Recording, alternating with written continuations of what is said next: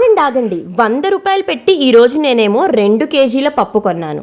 ఒక సంవత్సరం తర్వాత నాకు అదే 100 రూపాయలకి కేజీ పప్పే వస్తుంది. అంటే సంవత్సరం తర్వాత పప్పు కాస్ట్ పెరిగిపోయింది, కానీ నాకు డబ్బుతో కొనే ఆ పర్చేసింగ్ పవర్ మాత్రం అలానే ఉండిపోయింది. దీన్నే ఇన్ఫ్లేషన్, ద్రవ్యోల్బణం అంటారు. అంటే ఎవ్రీ ఇయర్ ఇన్ఫ్లేషన్ పెరుగుతూనే ఉంటుంది. ఇదంతా ఎందుకు చెప్తున్నానంటే, మీరు ₹1 పెట్టి ఒక ల్యాండో ఇల్లు కొన్నారనుకోండి, మీరు కొనే ఆ అసెట్ అన్నది ఇన్ఫ్లేషన్ని బీట్ చేసేటట్టు ఉండాలి. అలా ఇవ్వాలన్నమాట రిటర్న్స్. ఏమీ లేదు, ఇప్పుడు ఒక 10 లక్షలు పెట్టి మీరు ఒక ల్యాండ్ కొన్నారనుకోండి, ఒక 5 సంవత్సరాల్లో ఆ ల్యాండ్ కాస్త 14 లక్షలు అయిందనుకోండి, అయ్యో నాకు 4 లక్షల లాభం వచ్చేసింది అని మీరు అనుకుంటే అది తప్పు.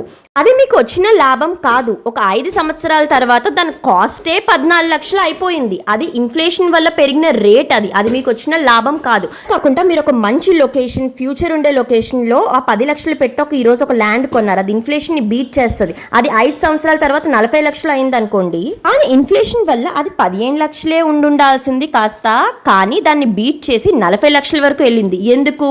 మీరు రైట్ లొకేషన్ సెలెక్ట్ చేసుకొని ప్లేస్లో మీ డబ్బుల్ని ఇన్వెస్ట్ చేశారు. అప్పుడే మీకు రియల్ వెల్త్ అన్నది క్రియేట్ అవుతుంది. అలాంటి ఒక ప్రాజెక్టే నరవాలో ఉన్న ఈ ప్రాజెక్ట్.